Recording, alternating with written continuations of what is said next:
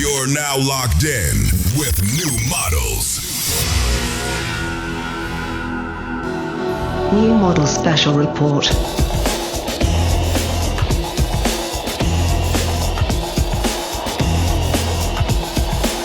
Hello and welcome to New Models. I'm Lil Internet. In recent episodes, you've heard us mention the online marketplace of ideas, the project that Carly and I created with Joshua Citarella, together with the spatial design studio Sub, for the Strange Rules exhibition at Palazzo Diedo in Venice. The show, which was curated by Holly Herndon and Matt Dryhurst, Hans Ulrich Obrist, and Adriana Rispoli, presented practices that engage with the so-called protocol layer. In other words, the rules that determine how culture is created, transmitted, remembered. On this episode, we welcome back Joshua Citarella, artist, founder of the Do Not Research community, and for the past 2 years, host of the popular Doom Scroll podcast, which, as a media brand, is doing more than any American outlet right now to build a broad left voice that actually has a shot at shaping the country's political future. Here, we chat with Josh about the making of this online marketplace of ideas and how it operates in the context of capital A art. I'm Lil Internet, joined by my co-host Carly Busta. Our guest is Joshua Citarella. Let's get into it.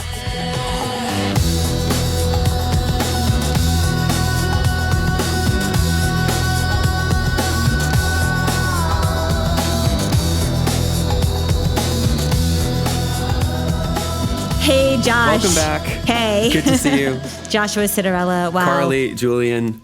Hi, guys. We were just together. We just spent an intense, almost 2 weeks? Yeah, week and a half. Week and a half in Venice. Venice, Italy. Right. Yes, not to be confused with Muscle Beach. Right. Which would be a really great place to meet Josh, actually. Do you lift in public, Josh? No, only in private. It's like gooning. What were we doing? Should we explain the project? Yeah, well, we were installing something like 400 objects as part of a work that we called the Online Marketplace of Ideas.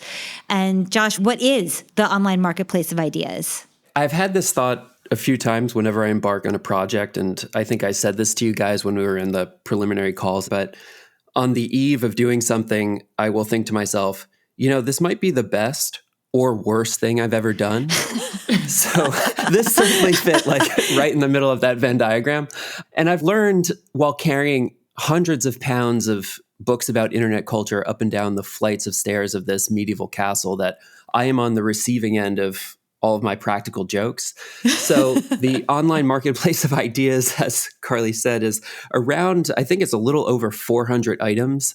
This is the memeplex of internet books, of theory, a Call Her Daddy baby doll tee, a Joe Rogan t-shirt, tote bags, hats, all of the ephemera and curia of internet culture curated together into this insane hot topic for the 21st century. People have probably seen these stories circulating on Instagram. It was a very extensive installation in collaboration with our good friends at Sub, extraordinary architects that designed this deranged psycho Shopify concept store for us that we installed at Palazzo Diedo in a show called Strange Rules, curated by Matt Dryhurst, Holly Herndon, and Hans Ulrich Obrist. With Adriana Rispoli from the Berggruen Institute, which runs the Palazzo Diedo. I do want to mention my favorite item is a vintage t-shirt that in block letters on the front says Alex Jones did nothing wrong, and then has the original InfoWars logo on the back.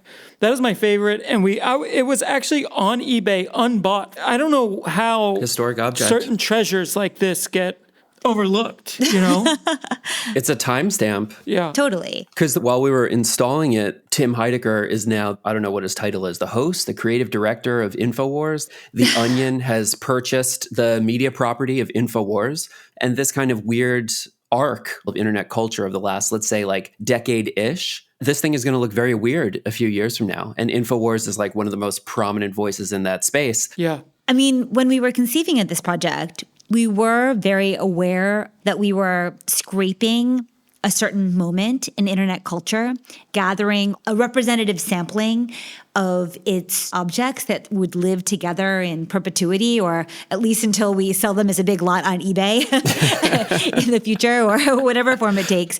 And that was part of it. Yeah, maybe a few logistical things to lay out, because I'm sure people have been bewildered seeing all of these images over social media. And we conceived of this show between the three of us basically in private, without the knowledge of the unbeknownst to them contributors to this show. So as a kind of deranged form of 21st century curator, i.e. consumer, we just purchased around 400 some odd items. Around 95% of the installation is just bought off of existing online e-commerce stores. And then like 5% of it is stuff from new models, do not research, our friends, artists, collaborators that are these emerging institutional structures that we see as potent players in the landscape of internet culture and media in the next few years. I think Urbanomic also hooked us up. That's true. That's true. There are a couple of publishers who helped us out with some found deep a cuts. copy of Cute Accelerationism. So thank you, Urbanomic. True. Yes, there are a few deep cuts which had gone out of print, which friends gratefully hooked us up with. When we were talking about the exhibition at Palazzo Diedo, Julian, you phrased it in such a way as like, this is the unofficial American pavilion, that the primary export of American culture right now is pushing this internet ideology media out into the rest of the world. Maybe you could expand on that for people who haven't yet heard the lecture. Well, like the American Pavilion at the Venice Biennale this year, it was curated by a woman who owns a pet store in Tampa, Florida. It was curated by Jeffrey Uslip. It was the director of the pavilion, was this woman who was installed by Friends of Trump last summer. And she's the pet food store owner. Okay. And yeah, the artist was some guy Alma who Allen. actually lives in Mexico City, who makes big bronze sculptures. Yeah. So it was just kind of a non-event, the American Pavilion. And I think our installation, actually, I mean, the Strange Rules show in general, there are quite a few American artists in it, or at least artists who engage with the American sphere of influence. I mean, I've started to think of the English language as this medium for the transmission of psyops and brainworms of all sorts. Like the United States now, especially since it dominates the digital stack, all of these very strange new ideologies, social norms, imaginaries are exported from the United States and its empire of abstraction. I wonder if you could even say that the U.S. soft power now, as its cultural exports have been challenged by Korea or Europe, that, these kinds of ideologies and the podcast sphere are kind of now its primary soft power export. Yeah, all of the platforms come from California. They're all American, not just in where their headquarters are located and who owns them, but also in their philosophy of design, this kind of hyper-individualist. And part of the themes of the show that Matt and Holly have been talking about is, let's go back to maybe the early 2010s, 2012. There's this mass adoption curve for Facebook and all these other platforms. And there's this kind of reckoning within cultural spheres that the individual creators, meaning musicians or journalists or artists, that those people have become less culturally influential than the designers of the platforms. So there's a strange thing that started to happen where if you really wanted to have a big impact on culture, rather than releasing a grand opera or a wonderful novel or something like that, you would tweak some piece of code in this algorithm that then had all of these cascading effects for a mass audience. Part of our generation, part of the show is like trying to reckon with what that means. I mean, Josh, this reminds me of something that you've said, 2024 being the podcast election. Yep. There is this strange inversion happening now where what we call alt media, incorrectly, I suppose, what we call alt media is now quantitatively larger than the legacy media. So this has been the case for nearly a decade now, but we don't even have the rhetorical tools to describe what this thing means. We're still kind of functioning in this outmoded language of counterculture, as if there is some kind of mainstream and an opposition. And I think the strange thing about the platforms is that everything has become counterculture. Everything has become oppositional. I'm recalling Carly's article in Document Journal a few years back. Yeah, I mean, I think I take this from you. This is already almost 10 years ago, where any kind of counterculture that's playing out within these platform protocols is feeding the hegemonic structure. It's not countercultural. It's part of it. And so I feel like the model in my head has been a suburbanization of resistance. But I think, yes, the aggregate of all these seemingly disparate ideological positions, far more influential than any of, even in aggregate, the mainstream media channels. So like your CNN, your Fox News. I mean, it's interesting now hearing about the reformulation of Condé Nast. I was just listening yesterday to a podcast with the new CEO. The interviewer was asking him about, like, how do you contend with Substack or a good staffer wanting to start their own stream? And he's like, well, I think they'll find that the Condé Nast reach is superior. And it's like, is it? I don't know if that's true, right? Yeah. Yeah, I don't think that's true anymore. It's tough to slice the numbers because there may be some instances where it does quantitatively reach more. This is a very in the weeds thing about how you calculate these statistics and viewer duration and engagement or whatever. But baked into the numbers for legacy media, this is a little bit of a shithead example, but it's often playing in a doctor's office where it's just in the lobby, It's in the waiting room. They have the news on and they calculate all of those numbers as like highly engaged viewers who are influenced by this media.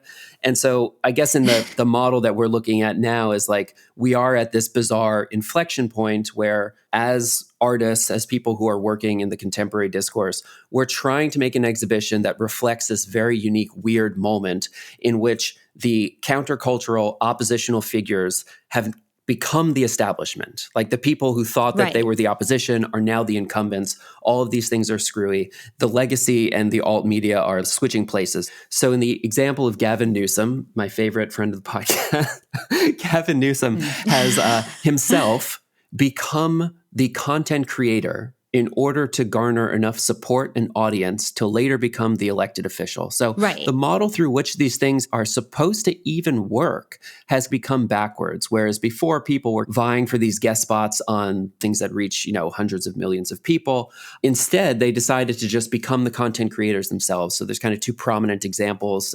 To use Gavin, he starts his own podcast. They have a sizable reach for a few episodes. It begins to trail off a little bit, but he has basically adopted this content creator, mimetic inputs into the network, producing merch, posting in the style similar to Trump.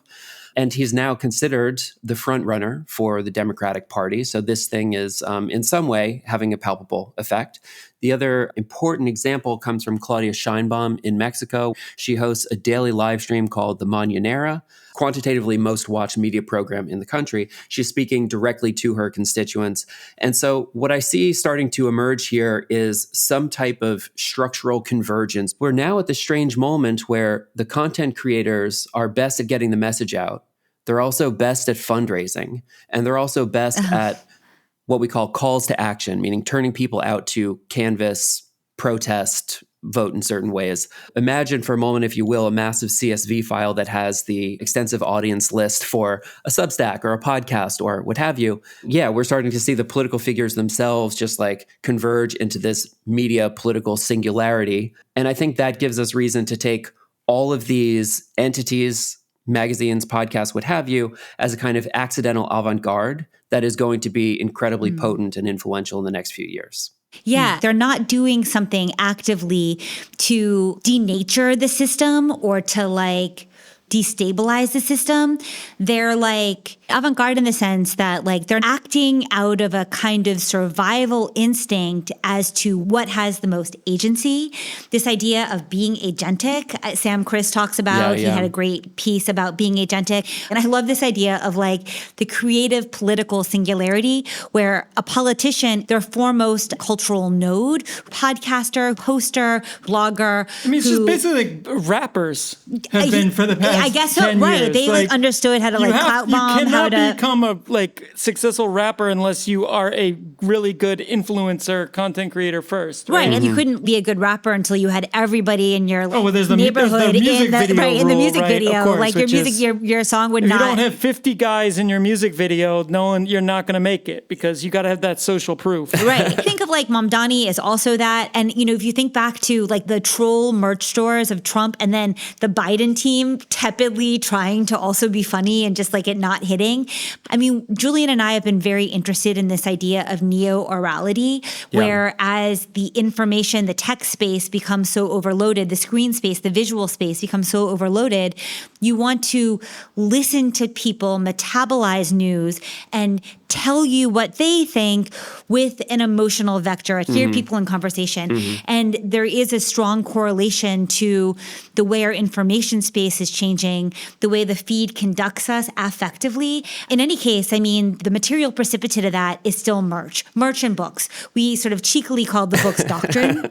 Because very often you would have like Mark Andreessen writing the Techno-Optimist Manifesto. It's why you have Alex Karp writing his story. And this doctrine becomes this kind of idealized form of merch that backfills it with an ideological aspiration. But at the same time, I mean, you have even Palantir making merch, right? Like Right. It's also these things that are so substantial in the metaverse. It's kind of the only way they can reach out and be visible in body space, right? Right. But critically, they're done in these very small runs. Like I imagine for Palantir, it's like 1,000 pieces or something. For someone smaller, it would be like 100 pieces. Like Red Scare makes 100 pairs of shorts. I'm not sure what the actual number is, but enough that it would immediately sell out and become this like cult object. Like the Palantir merch that happens right after a girls' school in Iran gets bombed 3 times. Like why would you put a merch drop out after that? And who is the person who buys it? And what is the meaning of those objects?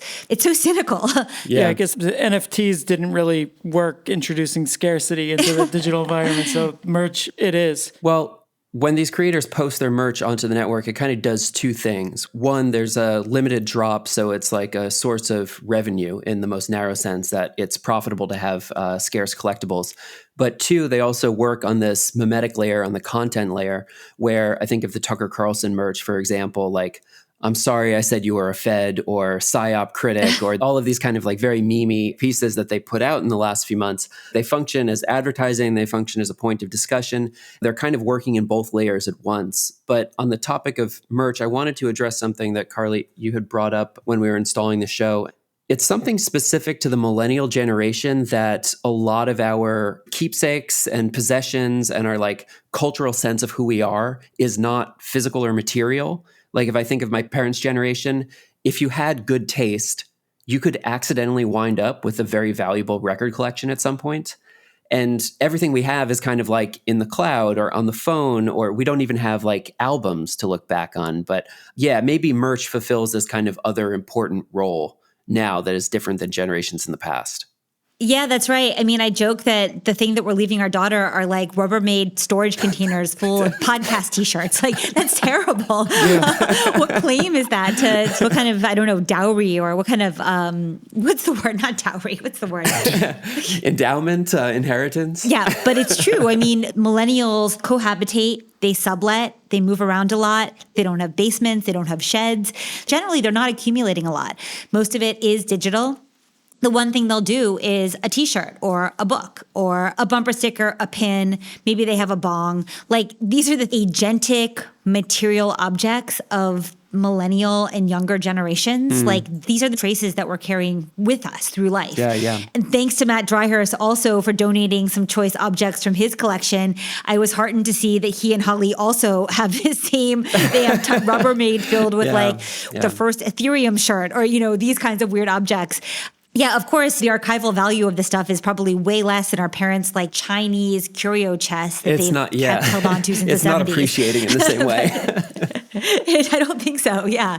But, I will say, though, that Do Not Research hoodies are going for like more than $300 on eBay. Okay, so that was actually a surprise. There's books as well that like some of the books are valuable. valuable. Number of books that I've lost that I look up later and they're like $800 on Amazon. Yeah, that's breaks true. my heart. That's true. I wanted to mention one of the things that I started to notice when we gathered this enormous 400 plus some odd materials is that there is a kind of formal similarity between a lot of these works. So my favorite example when we were standing in the space was that there was a tote bag from the Young Turks and t-shirt from Sam Harris, and they both utilized a familiar graphic design that if you're in New York and you get takeout Chinese food, it says like, thank you, thank you, thank you. People will know this bag. Oh, yeah. But they have that rough design printed on this tote bag and on the t-shirt. But they espouse, on some issues, very divergent, polar opposite positions, yet they're using the same kind of graphic motifs. And on top of that, there's a material similarity between all of these different works where there's Yugo hats, Gildan t-shirts, they use DTG embroidery. There's like a kind of suite of tools and a pretty seamless logistical infrastructure that connects these digital websites to warehouses in the real world.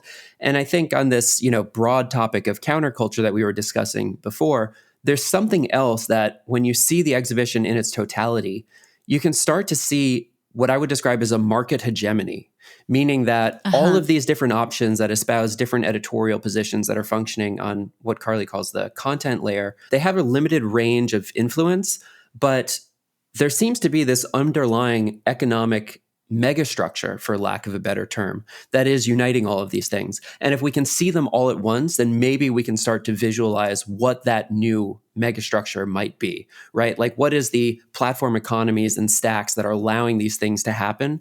And how does that become its own form of hegemony?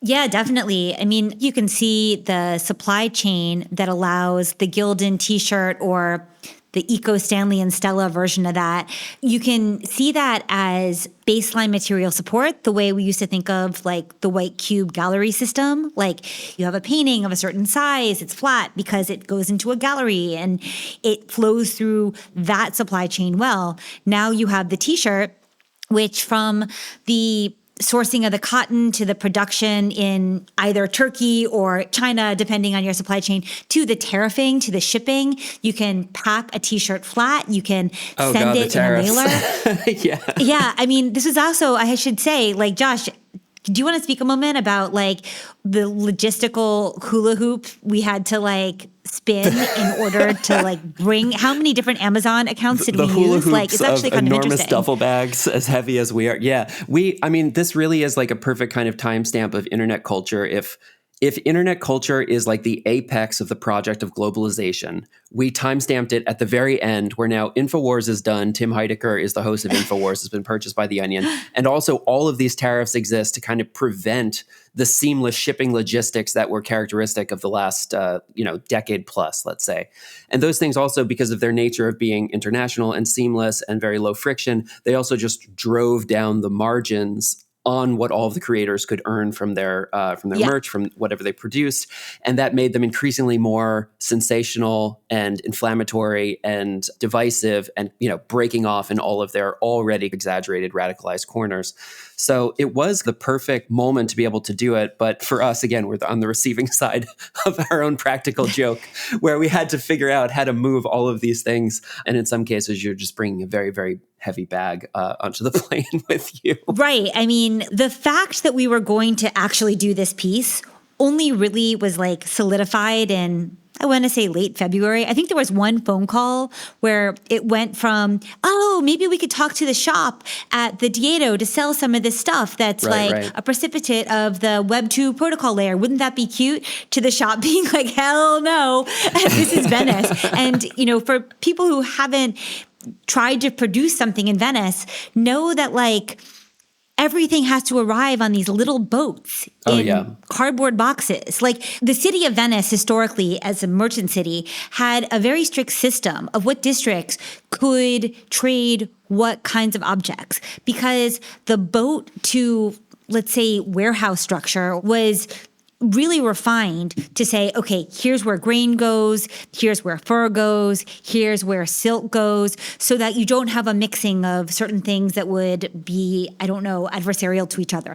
When we set out to actually make this happen, first we hired an amazing production assistant, Elena Zagas, who helped us do this. Thank you, Elena. Two, we realized that we could do Italian Amazon, we could do German Amazon, we could do American Amazon for the mimetic value of the American covers, but we're introducing tariffs and also a time lag.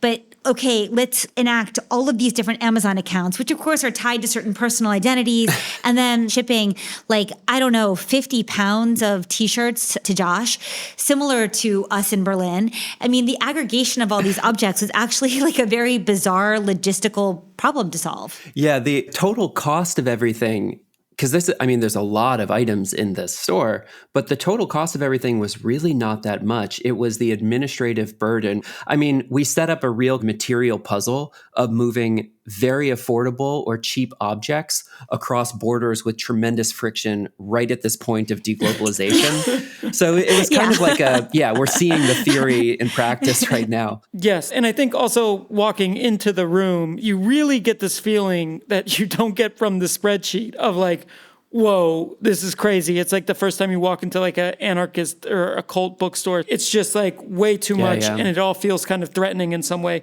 But looking at it all in the same room, all of these 400 plus objects, there was something about it that you also realize how incoherent the political landscape of the U.S. is now because of this. And I keep coming back to people talk about the K-shaped economy, but I start to see K everywhere now, Mark Fisher, prescient as always. It does feel like a K-punk era. K meaning the K-shaped economy. Of course, all the ketamine everyone's doing, but also you look at this and there is this K-shape of everyone's using the same platforms to distribute their podcasts and everything. Everyone's using the same merch form and processes and companies. And then on the one end, you have this extreme consolidation. And then on the other end, you have this total decentralization and just kind of Cambrian explosion of media entities.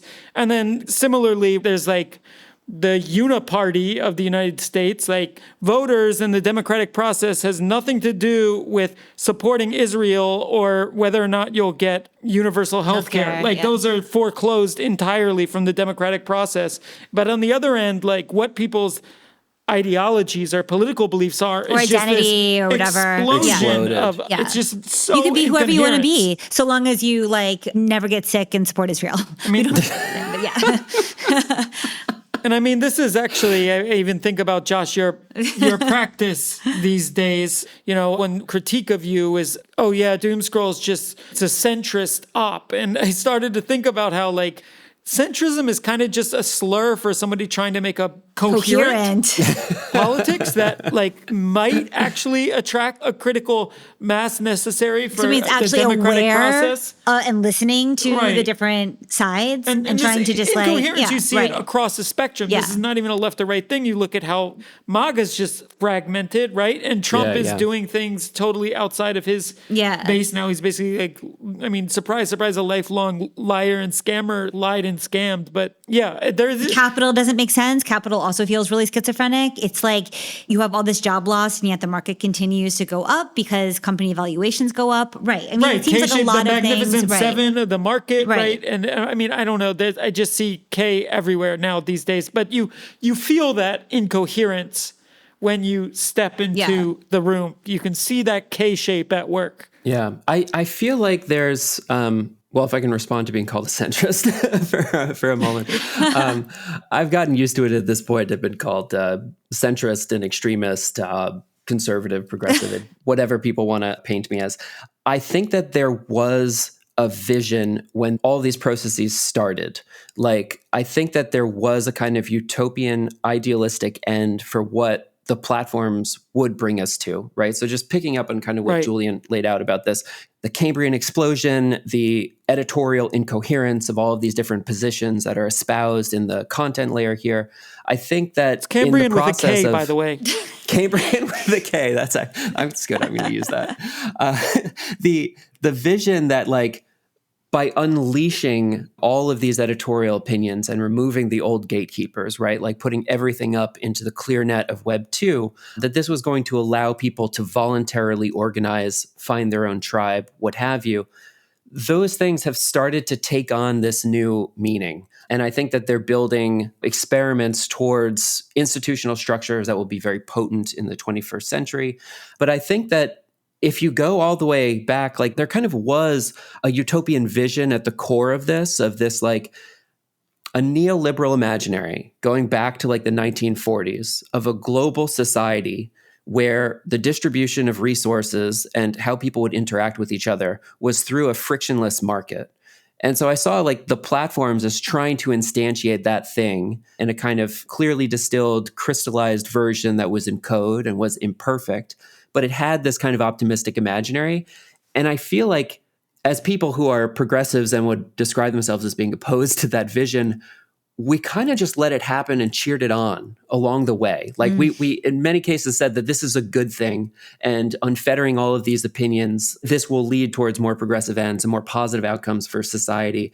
And I think that we missed the reorganization of materials in the world that the platform economies have now thrust us into. So when you walk around these, in some cases, really radical ends of the political spectrum, like you're seeing crazy far right stuff and far left t-shirts that are produced through the identical just-in-time delivery, on-demand printing, same material production, that is really where power is located and where surplus value is being extracted. So I think we allowed the neoliberals we did their dirty work for them. We bought that vision, and now we're in this new world. And part of the chaos and the incoherence of coalitions like MAGA and whatever are us trying to make sense of that original neoliberal vision of this unified society where everyone interfaces through markets. And we're seeing the return of states and the return of institutions. And the kind of long arc of this is, we've been talking about this stuff for God knows how long, right? Like the Stack was written in 2015 talking about platform sovereignty and all of these themes. But if you are peripherally aware of these developments that are unfolding, what we have attempted to do, for better or worse, and in varying degrees of success, is to use the communities around New Models and Do Not Research as a kind of counterexample to this neoliberal teleological trajectory, for lack of a better term. This neoliberal development of society that leads us all into these kind of niche atomized tribes is that we built these collective enclaves. And you can make a positive example of these institutions that are less extractive, that are much more cooperative. I think there's always this cycle, though, of dispersion and consolidation. And I think we're right in this like dispersion moment of everything kind of breaking apart into all these different little silos. And I think maybe we're at the beginning of a consolidation, and this is where the new institutions will be formed. How do you see it, Josh? And you speak a lot about para-institutions. You think of DNR and New Models to some degree as that. Lots of people within these communities also run different kinds of para-institutions. But what's your definition of a para-institution? Sometimes I feel like that term is almost too, like it's so hard to think of institution as something other than like in its most open form, like rhizome or something. Like when you say institution, what do you mean by that?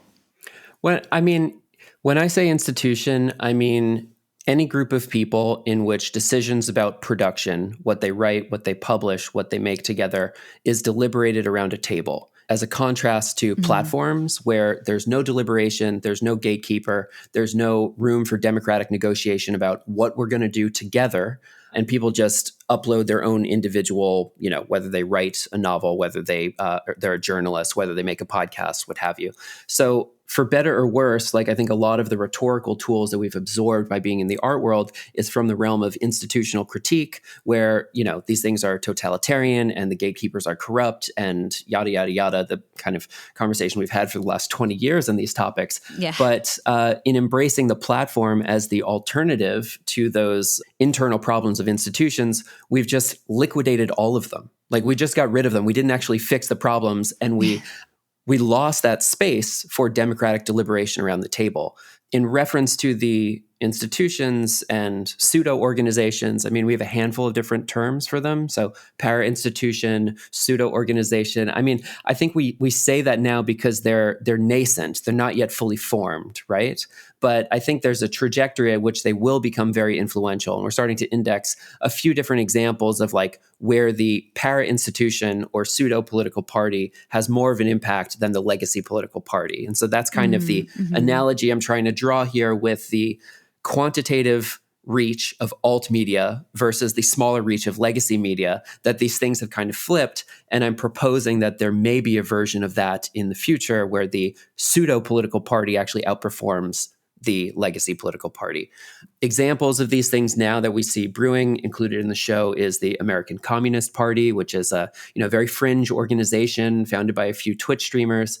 They attempted to infiltrate the CPUSA, the Communist Party of the United States. They were blocked from ascending into the positions of leadership, so they formed their own splinter party. This is, what always happens with wacky people on the left. But maybe some more examples for this. Emerging institutions, as Yancey says, universities, guilds, and cities in some countries. So the cities and countries like the Seasteading Institute, like Praxis, like all of these types of libertarian exit projects. But universities, it would be hard to say that that's incorrect because we now literally offer courses through Do Not Research, where we're paying people better than the rate that they get as an adjunct professor at a, accredited university. Wow. So those rival structures, I'm inclined to take them seriously. I don't think that the legacy universities can compete on statistics of job placement anymore. So if you're competing on the satisfaction of the individual participants in the program, it would be hard to not take a $49,995 deduction on the cost for some of these things. Yeah, so I'm inclined to take them seriously and to look at these as like very influential forces in the next few years. Yeah, I think that if we take Jacqueline Fent at her word that we now live in a vibocracy, that these more nimble and often personality-driven, oftentimes the center of these para institutions, if not a single individual, is like a community personality. Like DNR has a community personality. New Models has like a community personality. I think we included a few like pop star type figures like Charlie XCX's Brat is in there. I think there's like a Dorian Electra DVD. There's a Grimes t-shirt. Things that were just sort of, people who were just sort of internet adjacent, but who have also at times conducted the vibe of a swarm. And that seems to be the critical skill here, is to be able to orient people around a certain, I say vibe, and I know that sounds like I'm talking about like an influencer in the sun drinking a matcha latte or something. But like we've on our podcast have talked to a bunch of scholars who are actually looking at the shape of vibe in information space. Like it actually shows up as a mathematically objective object, which is so fascinating. And Sal Hagen, Daniel Tazou, who were recent guests, are looking at kind of like a Lefebvre rhythm analysis of how feeds conduct people and individual institutions more than like, yes, they have a course offering and it's coherent and it identifies you with a certain community, but they also are generating a certain kind of rhythm and vibe in digital space, which is like keeping a community oriented towards that signal. Like it's actually happening on this other kind of precognitive level. And this is why, just if anyone's wondering, like, why do we include like a Brat flag that's so cringe? Or why do we include like a Grimes t-shirt in the show? It's because these figures, above all, they conduct a vibe, and that's an audience through it, and that's the critical skill. Is there an element of maybe a soft technological determinism included in the exhibition? Julian, you made this poster that is the founding code to 4chan, and you can kind of see the social impact wherever that is deployed in whatever country at whatever year. Yeah, do you want to speak about that for a little bit? Because I don't know if people are familiar with the backstory. Yeah. Well, this came out of really thinking about the central concept of the show Strange Rules, about the protocol level being the site of consequence. So the source code that 4chan runs on was originally made by an anonymous guy in Japan in 2001. And then Moot, a few years later, translated it from Japanese into English and deployed it to start 4chan. And what's really interesting, it's under 1,000 lines of code. I made this poster. The entire source code of 4chan just fits on this poster. And I mean, you think about what came out of that platform and what came out of the physics that was inherent in that code. I mean, it was every meme for a 15-year period, basically. Came from 4chan, right? Right. As well as all of these weird right-wing, far-right movements and incel movements, all of which, very interestingly, had very similar analogous movements earlier in Japan, emerging from Futaba.php, which is the name of the original source code. I fit it all on a poster that I imagine to be like a poster from the future looking at 21st century protocol weapons. And it kind of just has the full source code on it and a bit of description of all of those ways that similar phenomenon emerge from this zero order physics of that social environment and how it conducts social activity. Yeah, to try and tie a few things together here, approaching like a thesis statement for the show, if you change the rules, you change the subject, right? This is the exactly that's what you're going to say. say. Exactly. Yeah. The subject meaning like the subjectivity, the subjectivity, right? The individual, the living praised entity. Yeah. And so that the 4chan source code is kind of the perfect example of it, because you deploy those few lines of code, and then the downstream social effects are pretty visible and similar in every country where it's tested. One of the things that I want to head off, because I think people are going to legitimately ask, why do you think that these institutions are going to emerge? Just everything's going to be shredded and broken apart through the atomizing forces of the internet. I think we bring some outdated millennial assumptions to these conversations, where if you were to look at the early adopter benefit that we all got as, art students or graduates, we outnumbered in our follower count the incumbents that we were competing against, like the big galleries, the big artists that were late to adopt social media.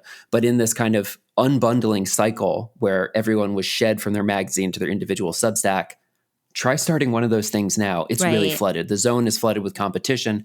And so what we're seeing is people squad up, meaning like they join New Models, they join Do Not Research, they publish collaboratively and collectively, and that is actually in your own individual interest the best way to advance your career and your projects. And so we're seeing a macro shift of the incentives.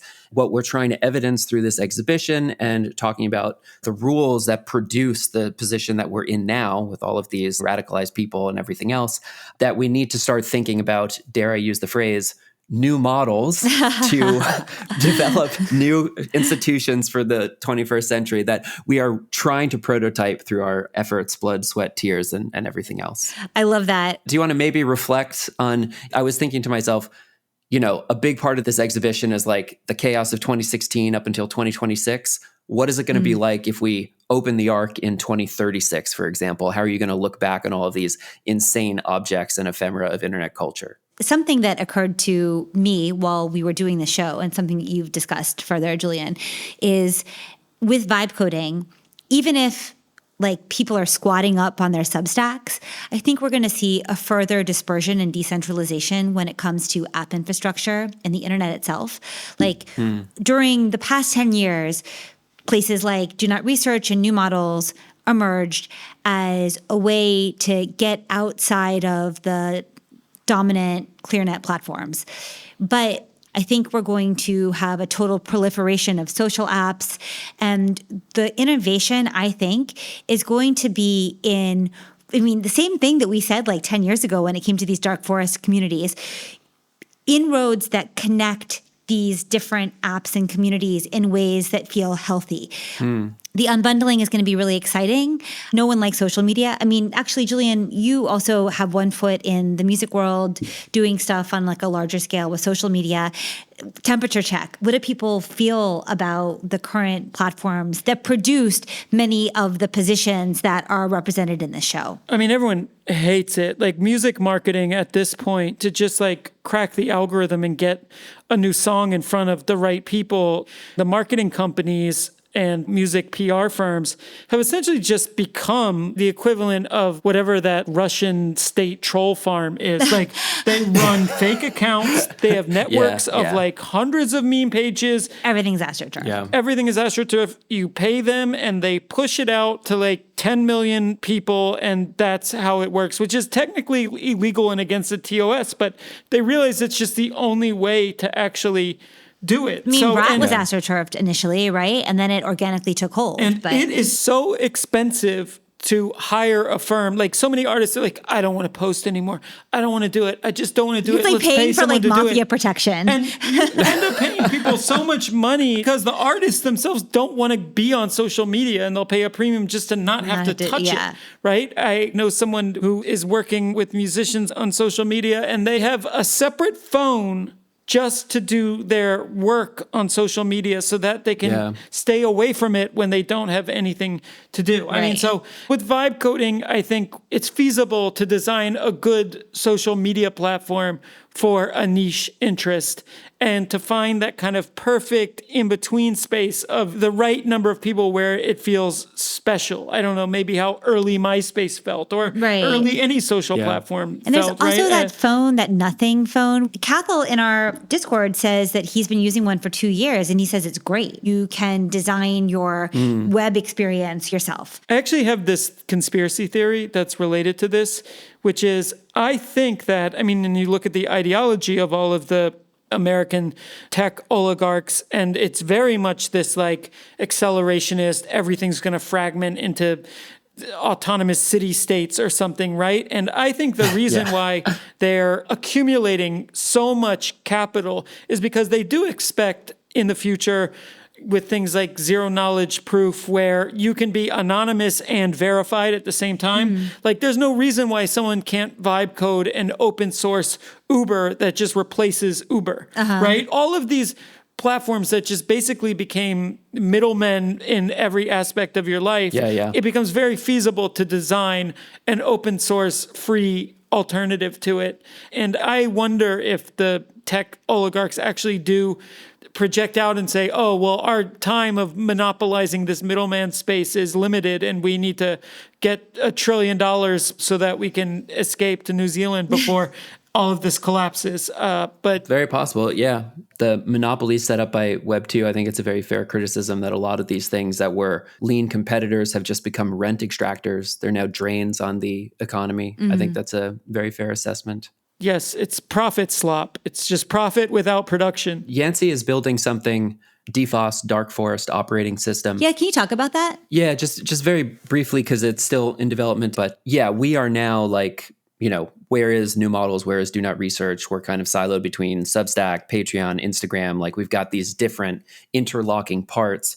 But in this suburbanization model, as you laid out before, DFOS would be this one-stop shop where you've got all of those independent functions built into the same thing, and you can collect these communities. The part about it that I think is really exciting because, you know, there's different publishing tools where you can build similar things like this, but you can also build in micropayments and remuneration for all of your contributors and stuff like that. Yeah, but kind of like a personal cul-de-sac of those things rather than something that operates at state capacity. Right. And if you're in a model of the internet that's increasingly hard to browse and like your Web2 feed is just filled with AI slop and clickbait, these are just like much more pleasant ways to go about your experience coordinating with friends. So, you know, it seems kind of inconsequential now, but then when you're starting to work with a blog like DNR that's now published some 400, 500 people almost. Like, there's a lot of stuff to keep track of. And those things at scale, they become really, really important. So, you know, ways to keep track of membership. I think in a crisp real world example, this is one of these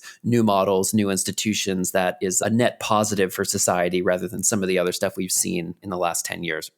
On that note, is it maybe appropriate to look back on what we might expect to, if we open this arc in 2036? Like, what are we going to think about all of these insane internet t-shirts and ephemera? I mean, I hope it jogs our memory. I mean, the problem is that the internet mulches any sense of chronological time.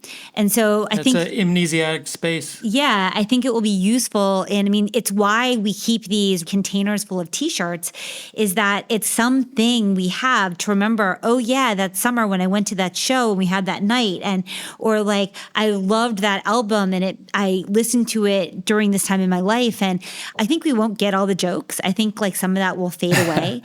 You know, the 6'7" t-shirt will be meaningless. The 6'7" And like, what the heck? Right. And I think it'll be interesting to see, will we be able to see a kind of global aesthetic? Like there's a moment in the show where we see this planet reference again and again and again, a planet on fire, a planet that's extended, a planet that's like abundant, like will there be certain motifs which will be set into relief for us? Yeah, like where will the humor sit? I mean, maybe 10 years isn't long enough. Maybe it's much longer. I'm not sure. Like, what will 10 years even feel like?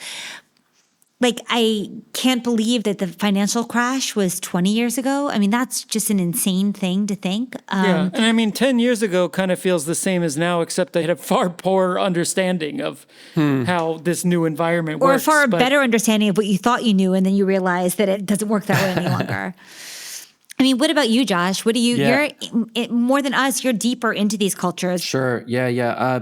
I mean, climate, super important and incredibly influential. That will be, maybe the biggest thing to look back on because it's totally disappeared from the conversation right now. Yeah. Right. But I think in the 10-year frame, having started this work, started publishing in 2018, it's been like 8 years now. And I look back through stuff that I published in like 2019, 2020, and you could see the first timestamps and seeds of like a Nick Fuentes type of character, like literally Nick Fuentes. Yeah. Interview the people who are in these content streams that are now pretty potent, influential forces. So I feel relatively confident that there will be 10 years from now, certain people who are much more influential than we today give them credit for. And I'm hopeful that some of the things that now seem absurd and dangerous, like potent forces, will also in hindsight be like, oh, that thing never came to fruition. How silly we were to think that that was a, potential model of the future. I have certain examples in mind. I'm not going to mention names, but some things that hopefully will dissipate and we can look back on fondly as like a hallucination of the 2026 ecosystem.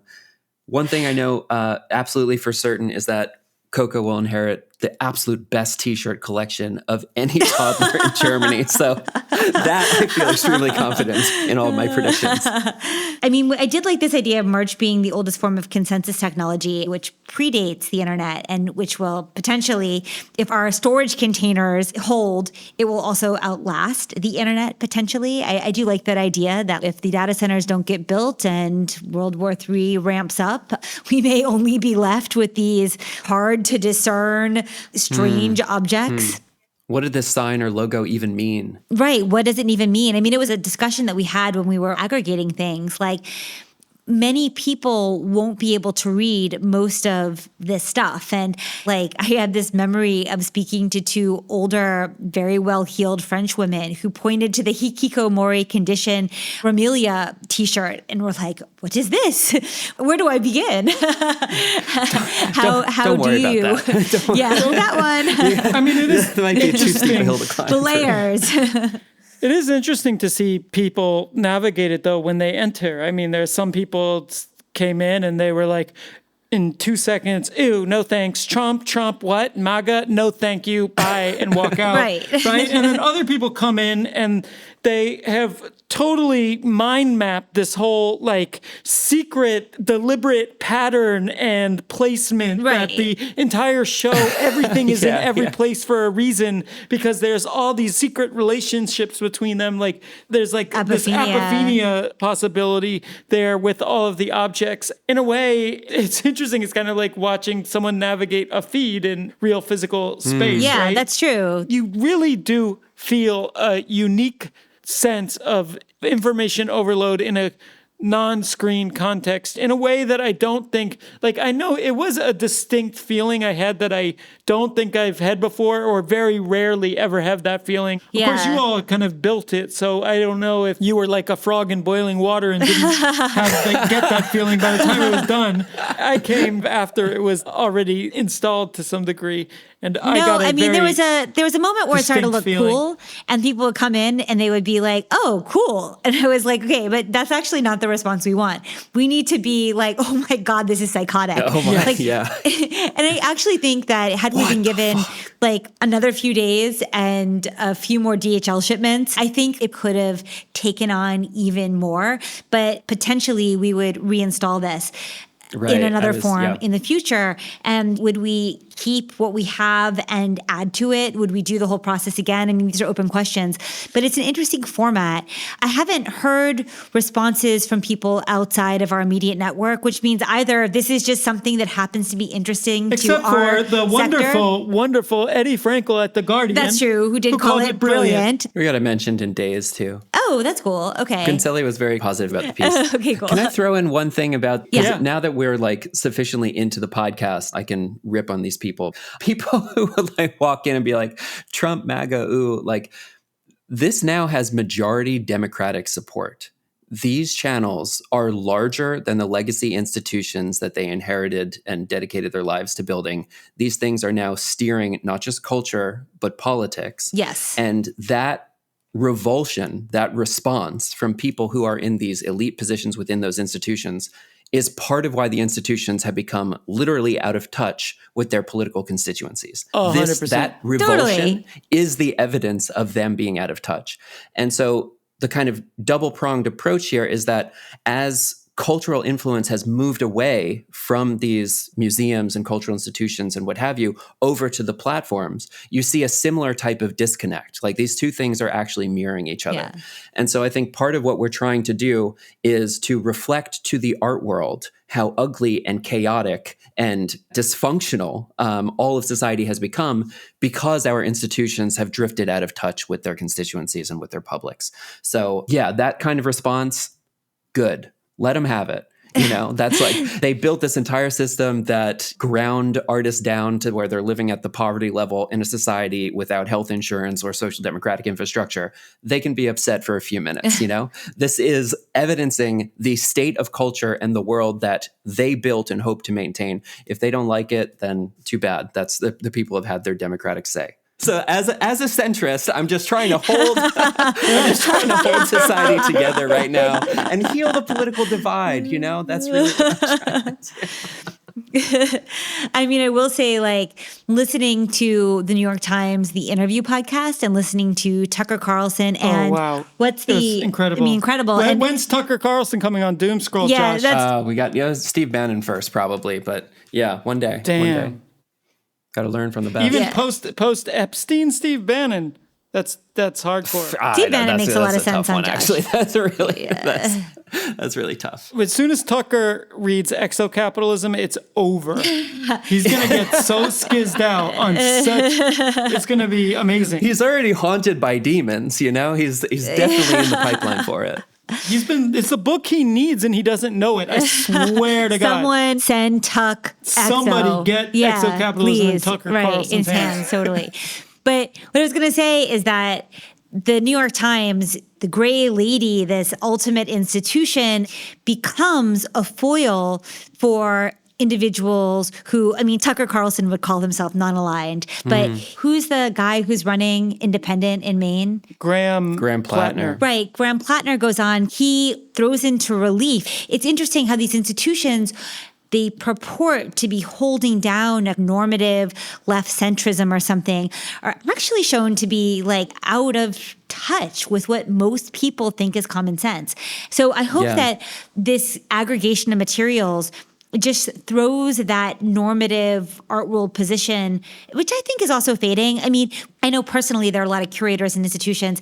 Actually, we were just speaking with someone who's an advisor to Norway's culture ministry, and they use like the XY political compass to like look at futures. I mean, for real, like they're in DNR, they're in new models. So one thing I realized being in Venice. We have state actors in our Discord. No, is that like maybe we're even holding up these institutions as a bit of a straw man. Oh my gosh. Okay, we're going to get a hard cut off from a toddler. Hey, Coco. Hey, Coco, look who it is. Good to see you again. Congratulations to you guys. This was an extraordinary experience. I'm so grateful for all of the stuff that we get to work on together. And with the content schedule and all of these other projects, it's one of those rare opportunities where I get to see some of my best friends to do something that is really meaningful. So, I mean, Likewise, Josh. I think with Matt and Holly, we've been in conversation about this kind of material for at least 8 years and informally for at least a decade. And it was really a joy to get to think, we really had this massive session at like 3 a.m, still talking about this stuff as we're trying to deal with these objects. But anyway, congratulations to you. And thank you to Matt and Holly and the Diedo and to Sub, Julia, Bill, Stefano, who created these amazing images that will live in perpetuity, even as the t-shirts mulch in mildewed basements. They'll be kept in a hermetically sealed, temperature-controlled environment for thousands of years. Right. Exactly. Thank you, Elena. And thank you, Elena Zagas, for making this possible. Thank you, DHL. Thank you to the custom agents who did not look at Josh's Thank you, bags. Spotify. Thank you, Shopify. Thank you, YouTube. Shout out to Zuck. Shout out to, I don't even know who runs Substack. Shout out to the American Pavilion. Better luck next time. Shout out to all the podcasters out there grinding hard, trying to live their dreams. One day it won't be embarrassing to say you're a podcaster. I promise. We're going to make it. All right. Thanks, gang. Thank you, Josh. We'll see you soon. Ciao. Thanks.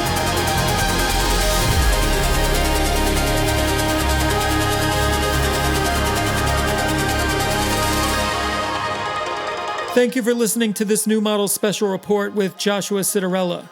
The online marketplace of ideas is on view at the Palazzo Diedo in Venice through November 22nd.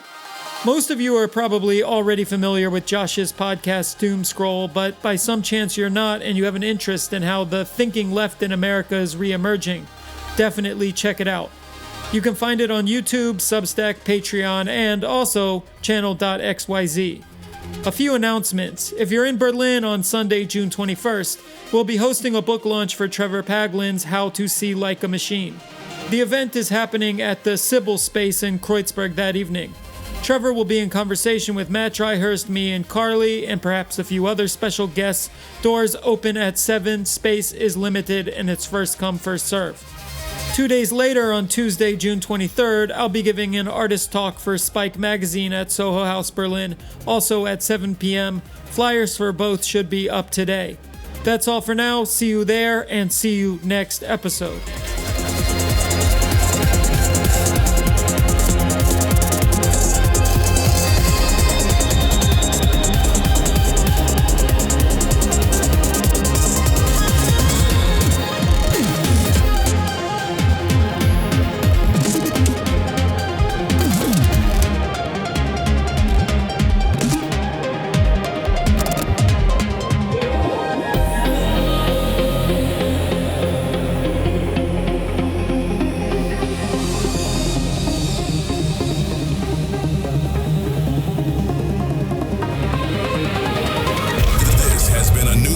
Production, edited by Carly Busta.